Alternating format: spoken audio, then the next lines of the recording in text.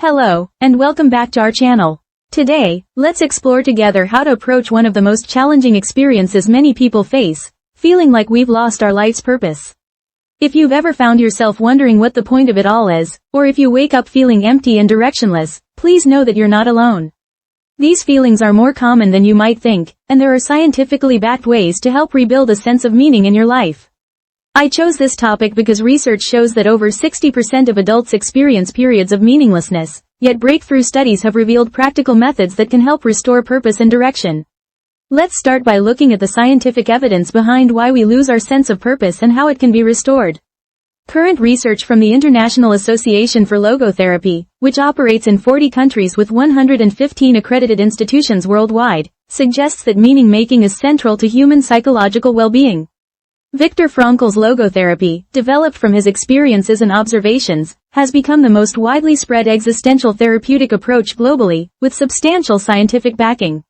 Recent 2024 publications from Springer Nature present groundbreaking advances showing that the discovery of meaning is central to coping, resilience, and growth. Open trials conducted across diverse cultures have demonstrated measurable reductions in depressive symptoms, resolution of hopelessness, restoration of patients' sense of purpose, and increased sense of agency and subjective well-being. These findings are particularly significant because they show that meaning can be rebuilt even in challenging circumstances.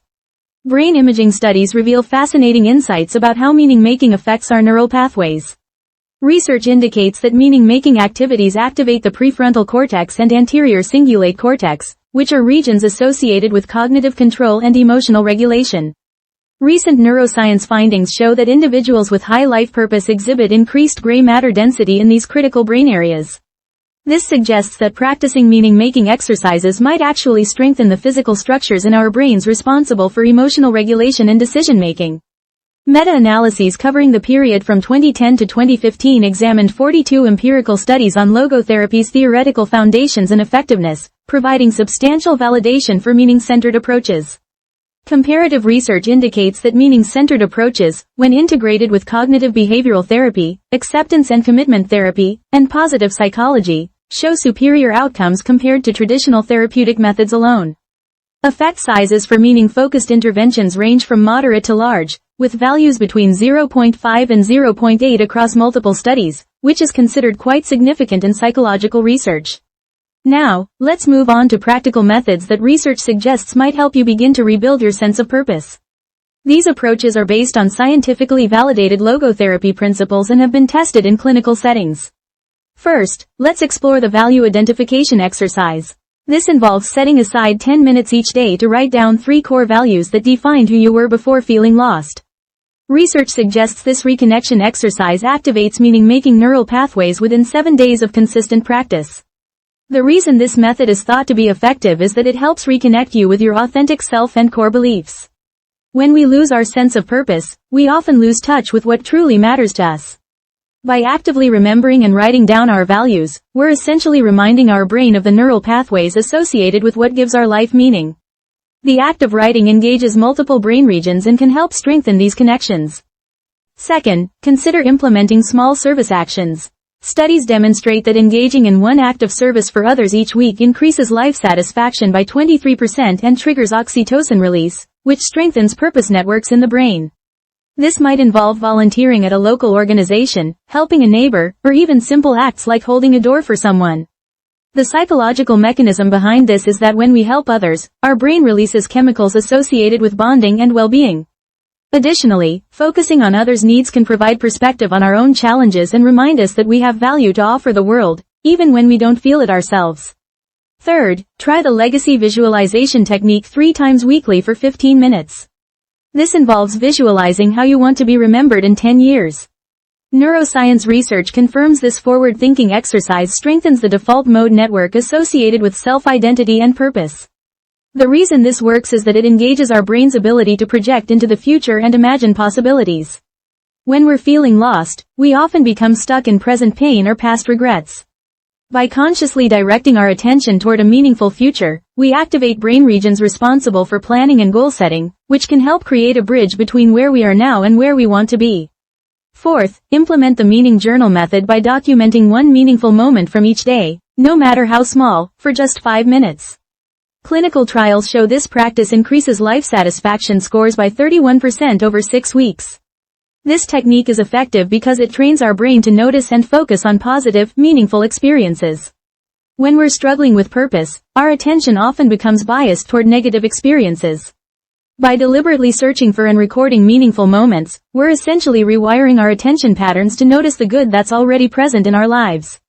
Fifth, try the challenge reframing protocol when needed. This involves transforming personal struggles into sources of meaning by asking, how can this experience help others? Research indicates this cognitive reframing reduces depressive symptoms by 42%. The psychological mechanism here is that reframing helps us find purpose in our pain.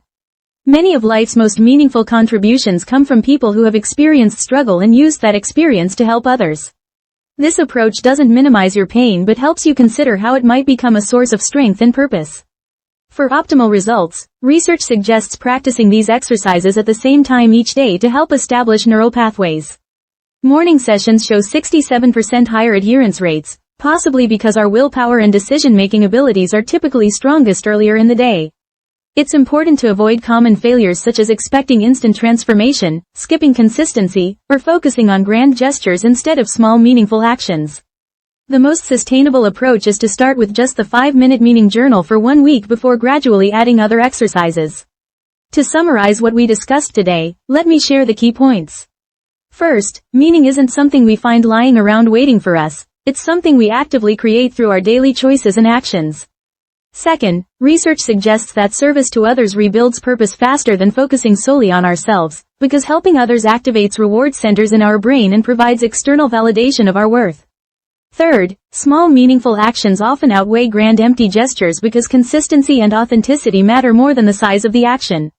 Fourth, your current struggle today has the potential to become your strength tomorrow, as many people find deep purpose in helping others navigate challenges they themselves have overcome. Fifth, purpose tends to live in present moments rather than future goals, so focusing on what you can do right now is often more effective than waiting for some perfect future purpose to reveal itself. Sixth, research indicates that the brain can rewire for meaning within weeks of consistent practice, so change is possible even if it doesn't feel like it right now.